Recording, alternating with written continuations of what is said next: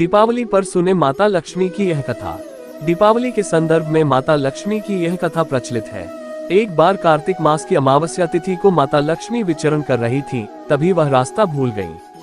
हर ओर घोर अंधेरा था। पृथ्वी लोक पर हर कोई सो रहा था। घर के दरवाजे बंद थे।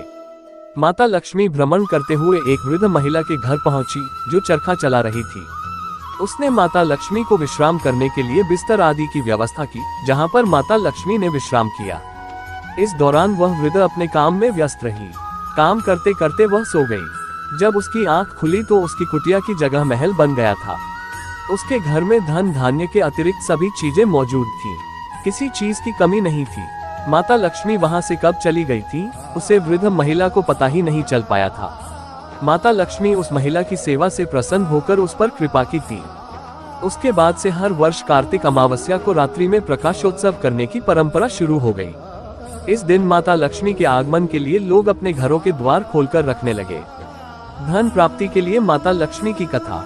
एक बार कार्तिक मास के कृष्ण पक्ष की त्रयोदशी तिथि के दिन भगवान विष्णु और माता लक्ष्मी पृथ्वी लोक में भ्रमण कर रहे थे। भगवान विष्णु ने एक स्थान पर माता लक्ष्मी को रोका और कहा कि वह दक्षिण दिशा में जा रहे हैं। जब तक वे लौटकर नहीं आते हैं तब तक आप यहीं पर रहें। ऐसा कहकर भगवान विष्णु वहां से प्रस्थान कर गए। कुछ देर के बाद माता लक्ष्मी के मन में जिज्ञासा हुई कि श्रीहरि विष्णु दक्षिण में क्यों गए हैं। माता लक्ष्मी वहां से उस दिशा में चल दी जिस ओर भगवान विष्णु गए थे। रास्ते में एक खेत में सरसों के पीले फूल देखकर वह अति प्रसन्न हुई। उन्होंने उससे अपना श्रृंगार किया और आगे एक और गन्ने के खेत से गन्ना तोड़कर चूसने लगी। तभी भगवान विष्णु वहां आ गए। माता लक्ष्मी को वहां देखकर वे नाराज हो गए। उन्होंने कहा कि आपने किसान के खेत से चोरी की है और उनकी भी बात नहीं मानी है। इस वजह से आपको अब 12 साल तक किसान की सेवा करनी होगी। इसके बाद भगवान विष्णु वहां से चले गए।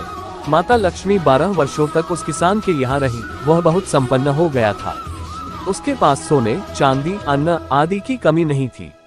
12 वर्षों के बाद भगवान विष्णु माता लक्ष्मी को लेने आए तो किसान ने उनको भेजने से मना कर दिया। तब भगवान विष्णु ने कहा कि उनके श्राप के कारण माता लक्ष्मी ने 12 साल तक तुम्हारी सेवा की है, अब ये यहाँ नहीं रह सकती है। लेकिन किसान फिर भी नहीं माना। तब माता लक्ष्मी ने कहा कि कल त्रयोदशी तिथि है, इस दिन पूरे घर की साफ सफाई करना, रात्रि के समय कलश में रुपये पैसे रखकर विधि विधान से मेरी पूजा करना। मैं उस कलश में वास करूंगी, लेकिन तुम मुझे देख नहीं पाओगे। इस दिन पूजा करने से पूरे वर्ष मैं तुम्हारे घर रहूंगी। उसने माता लक्ष्मी की बात मानकर त्रयोदशी को पूजा किया, जिससे वह पहले से ज्यादा धन धान्य से संपन्न हो गया। इस कारण से हर वर्ष कार्तिक मास के कृष्ण पक्ष की त्रयोदशी को माता लक्ष्मी की पूजा होने लगी।